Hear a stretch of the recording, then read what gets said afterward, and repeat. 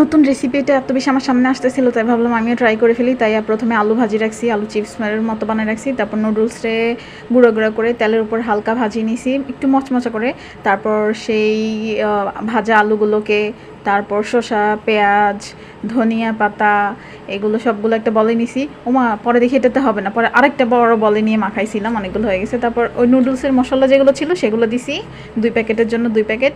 তারপর tomato sauce দিছি 3 packet, আরও বেশি সস হইলে মনে হয় আরও ভালো হতো। তারপর সিঙ্গারাটা অপশনাল, এটা আমার কাছে ছিল তাই দিলাম। আমি আরেকটা রেসিপিতে দেখছিলাম তাই এটা তো দিয়ে দিলাম সিঙ্গারাটা।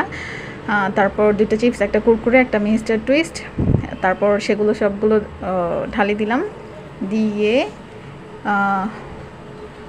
এভাবে দিতে দিতে খাইতে ইচ্ছে করছে চিপসগুলো হুদাই, কিন্তু খাই নেই। যাক, তারপর ওই যে ভাজা নুডলসগুলোকে দিয়ে দিলাম। ভাজা নুডলসগুলো অফ, এমনি খাইতেই কত মজা। আচ্ছা, তারপর লেবুর রস দিয়ে দিলাম।